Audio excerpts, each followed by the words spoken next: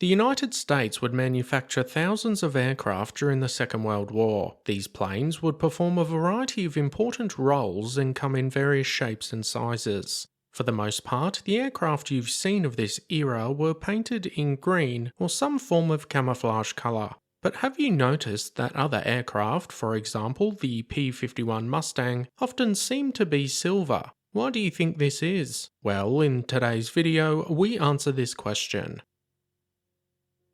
If you enjoy this video and want to see more, hit that subscribe button. It's free and really helps the channel reach more history lovers like you.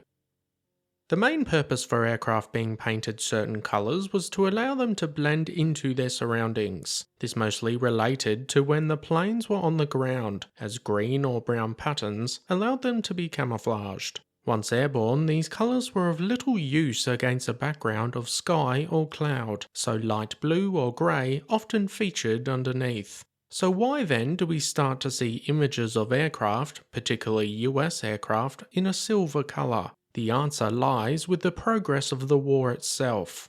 By late 1943, the Allies had achieved air superiority against the Germans around Britain, so the numerous airfields housing Allied fighters and bombers were at a very low risk of coming under enemy attack. This meant the need to paint the aircraft to camouflage against the enemy was almost obsolete. Military decision makers then realised with the reason to paint their aircraft gone, they could likely save on weight and time. This is because paint is actually quite a heavy substance, around 8 pounds to a gallon. So when applied to a larger aircraft like a B-24 Liberator, it can add several hundred pounds of extra weight. Testing undertaken with aircraft which were unpainted actually showed a noticeable difference in speed because it lacked the usual drag caused by the paint. Also, skipping the painting process at the factory saved on time. With thousands of aircraft being produced each month, the hours usually spent painting several coats could now be spent on other areas of manufacturing.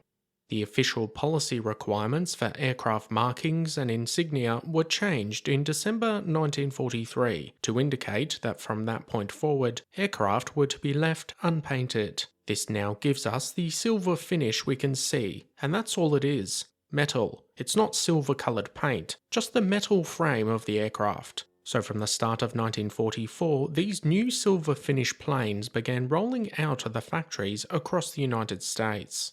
The first group of aircraft arrived in Britain around late February 1944, with the impending invasion of Europe not far away. Many pilots and airmen expressed their worry about the new silver planes. They believed that they were more likely to glisten in the sunlight, and therefore alert the enemy to their position. This may have possibly been the case, but unlikely to be the reason for the enemy detecting them. The aircraft's loud engines and contrails were more than enough to provide a position, not to mention the Germans were using sophisticated radar to follow Allied aircraft movements. But just because the aircraft had no overall paint job, they still needed to have official insignia such as unit markings painted on them. Also, the directive related to the factories was now provided to the maintenance crews on the ground. Instructions were provided on how to remove paint from existing aircraft, which wasn't always followed. Some aircraft who operated close to the enemy were given exemptions to keep their paint jobs, such as transport and troop carrier aircraft.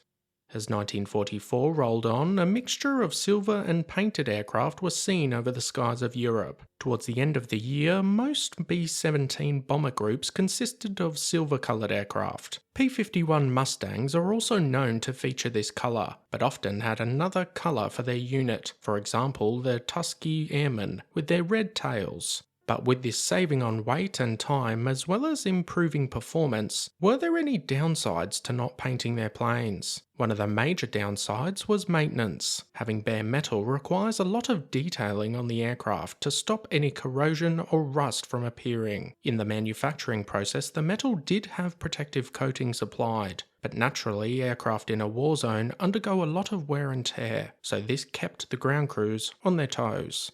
But these aircraft weren't just delivered to Europe. Many of the US aircraft in the Pacific also featured this finish, and in fact, one of the most famous aircraft of the war, the Enola Gay, was silver. She would be the aircraft to drop the first atomic bomb on Hiroshima.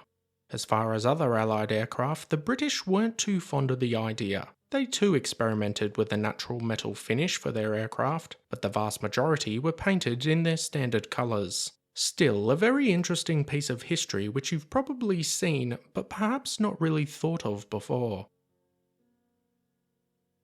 Did you think there was another reason for the US having silver planes during the war? Perhaps you hadn't really thought about it. Let us know your thoughts in the comment section down below. As always guys, thanks for watching. Be sure to hit that subscribe button if you want to expand your knowledge and join the growing Premier History community.